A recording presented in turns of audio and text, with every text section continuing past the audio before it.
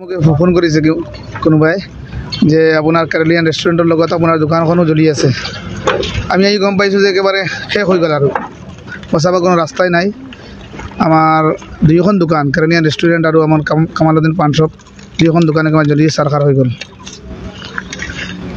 ইমান ভয়ানক আগুন আছিল যে কোনো মানুহ তাৰ কাষত থিয় হ'বলৈ এই ক্ষমতা পোৱা নাই। আৰু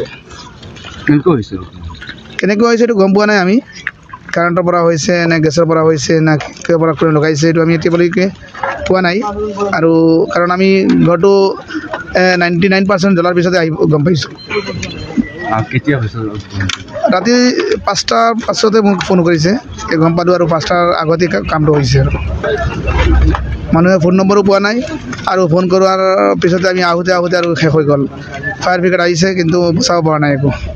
দুয়োখন দোকানত বহুত মাল আছিল, দুয়োখন দোকান একেবাৰে চাৰখাৰ হৈ গ'ল, একো উলিয়াব পৰা নাই।